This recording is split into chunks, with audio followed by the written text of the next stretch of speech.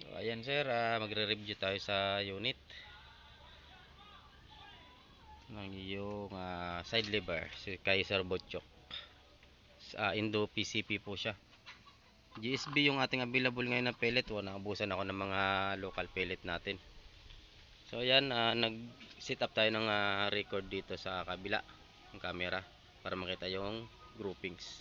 So makikita nyo meron dalawang tama dyan na groupings ako nag-zeroing ako kanina. 30 meters po siya. So and then magta-target din tayo sa 50 meters 2 inches plate. So nandun yung plate natin. Okay.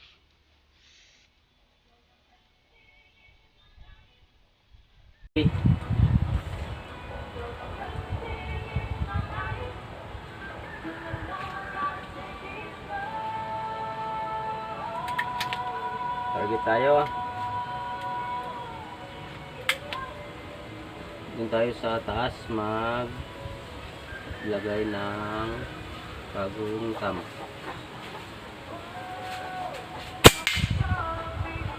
Okay, medyo mahangin po ngayon kaya tingnan natin kung kapag kumpinsi tayo na maganda.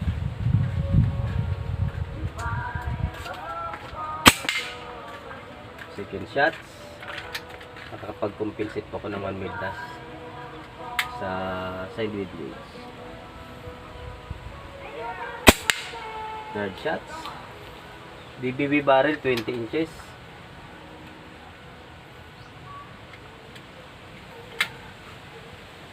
So pinapalitan niya ng barrel na local made yung indoor unit niya.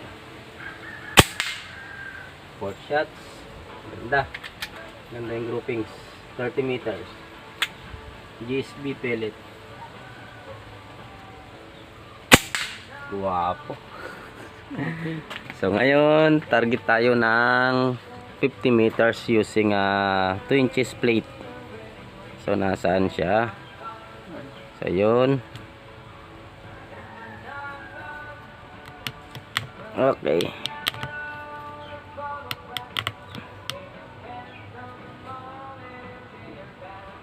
Oh. Arnold. Pa.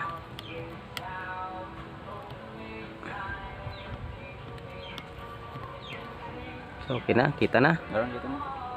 Okay, 50 meters 2 inches plate. Target tayo doon. So ngayon medyo malabo at madilim. Ayun. Okay, tingnan natin. Compensate tayo ng 1 mil dot. Kaso mahangin. Ano po? First shots. Hit.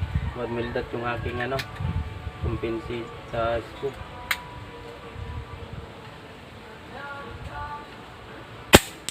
Hit. Guwapo. Goods na sa hunting to sir. Pwede pang compete to. Oh, lakas ang hangin. Third shots. Miss. Wala tayo dun So hangin din. Uy, sa bingid. Slow gang. Dalawang miss. Lakas sa hangin. Tangin.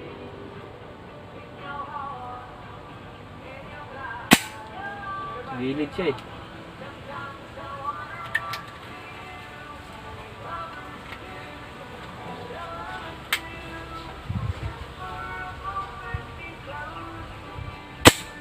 Uy. Pa.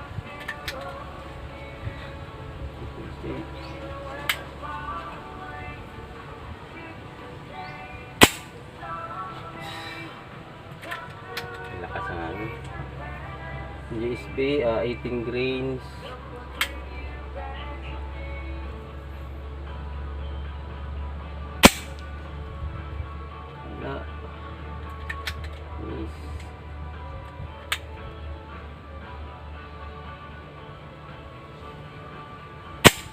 Hit.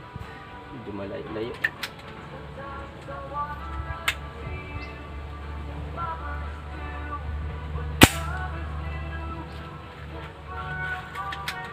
Sobrang.